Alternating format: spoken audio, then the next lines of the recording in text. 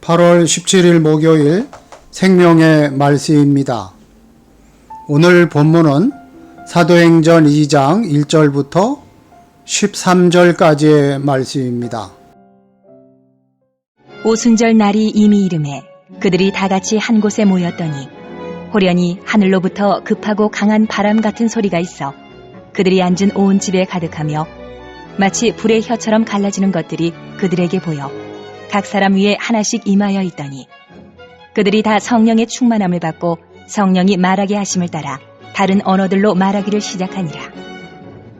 그때에 경건한 유대인들이 천하 각국으로부터 와서 예루살렘에 머물러 있더니 이 소리가 나매 큰 무리가 모여 각각 자기의 방언으로 제자들이 말하는 것을 듣고 소동하여 다 놀라 신기하게 여겨 이르되, 보라, 이 말하는 사람들이 다 갈릴리 사람이 아니냐? 우리가 우리 각 사람이 난 곳 방언으로 듣게 되는 것이 어찌 됨이냐? 우리는 바데인과 메데인과 엘람인과 또 메소포다미아, 유대와 갑바도기아, 본도와 아시아, 부르기아와 밤빌리아, 애굽과 및 구레네에 가까운 리비아 여러 지방에 사는 사람들과 로마로부터 온 나그네, 곧 유대인과 유대교에 들어온 사람들과 그레데인과 아라비아인들이라. 우리가 다 우리의 각 언어로 하나님의 큰 일을 말함을 듣는도다 하고 다 놀라며 당황하여 서로 이르되, 이 어찌 된 일이냐? 하며 또 어떤 이들은 조롱하여 이르되, 그들이 세술에 취하였다 하더라. 에스겔은 마른 뼈가 가득한 골짜기에서 말씀을 대언하자 마른 뼈들의 살이 붙고 가죽이 덮이는 환상을 보았습니다. 아직 생기는 없는 뼈에 다시금 생기를 대언하자 그들이 일어나 큰 군대가 되었습니다. 오순절에 일어난 성령 강림 사건은 이와 같은 일이었습니다. 예수님이 부활하신 후 40일째 되는 날에 승천하셨고 그날부터 기도로 모이기 시작했다면 이들은 10박 11일간 함께 모여 기도하며 주님이 내려주실 성령을 기다렸던 셈입니다. 이스라엘의 3대 절기 중 하나인 오순절에 하늘로부터 급하고 강한 바람 같은 소리가 나타나 온 집에 가득했습니다. 바람은 구약시대부터 성령의 형상을 일컫는 표현으로 그 집에 성령의 충만한 세례가 임했음을 알 수 있습니다. 기도하던 이들 각자에게 불의 혀가 임합니다. 여기서 불은 혀를 수식하는 것으로 이들에게 말씀을 전하는 불과 같은 하나님의 능력이 임했음을 암시합니다. 이들은 모두 성령 충만하여 성령의 능력으로 각기 다른 언어들로 말하기 시작합니다. 하나님은 교회를 말씀의 능력을 가진 당신의 군대로 세우셨습니다. 당시 유대인들은 로마 전역에 흩어져 살았고 이들을 디아스포라 유대인이라고 부릅니다. 이들은 대부분 이방 지역에서 태어나서 자란 사람들이지만 절기가 되면 예루살렘 성전을 찾아 제사를 드렸습니다. 또 개종한 이방인들도 예루살렘에 다수 있었습니다. 누가는 이들을 경건한 유대인들이라고 부릅니다.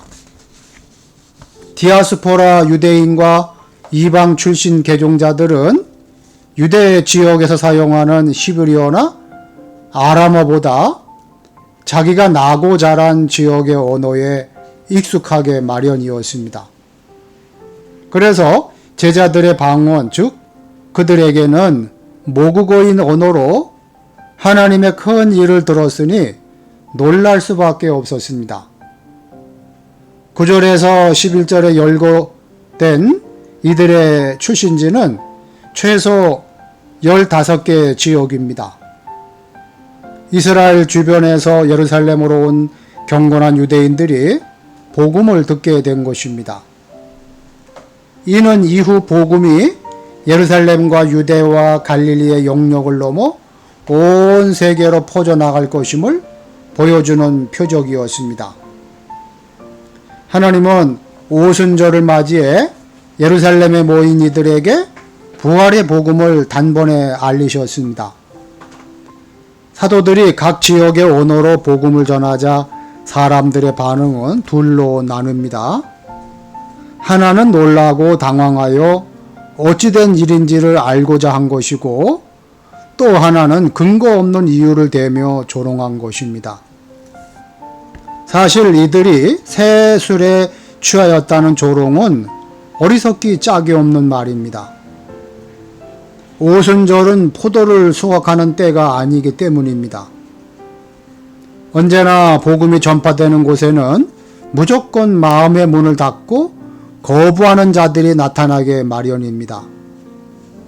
그러나 이처럼 어리석은 자들만 있는 것이 아니며 하나님의 역사에 관심을 갖는 자들도 나타나게 된다는 사실을 우리는 잊지 말아야 합니다. 조롱하고 거부하는 자들 때문에 낙심하기보다 관심을 갖는 자들을 보고 소망을 품고 복음을 전해야 합니다. 언어의 장벽은 사람들을 나누는 경계입니다. 그런데 성령의 능력은 이 장벽을 뛰어넘어 모든 민족을 하나님 앞으로 인도하십니다. 우리의 사명은 이 장벽을 넘어 복음의 능력으로 예수님을 주님으로 영접하게 하는 것입니다. 어떤 이들은 진지하게 복음을 들을 것이고 어떤 이들은 마음문을 닫을 것입니다. 하지만 사도들이 담대하게 복음을 전했듯이 우리 성남교회 성도들도 사도들처럼 동일한 사역을 감당하시는 성도 여러분 되시기를 주님의 이름으로 축복합니다. 아멘. 기도하시겠습니다. 하나님 아버지, 그리스도께서 떠나신 자리를 하나님의 영이신 성령으로 채워주시니 감사합니다.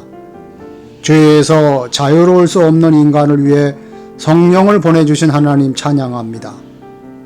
바벨에서 흩으신 언어를 성령의 역사로 동일하신 하나님, 지혜를 보며 참 회복이 성령 안에 있음을 기억하게 하여 주시옵소서. 하나님 선물로 주신 비전센터를 잘 활용하여서 다음 세대들을 세워주고 지역사회를 섬기는데 쓰임받게 하여 주시옵소서. 성남교회 다음 세대가 더 부흥되게 하여 주시옵소서. 예수님의 이름으로 기도하옵나이다. 아멘.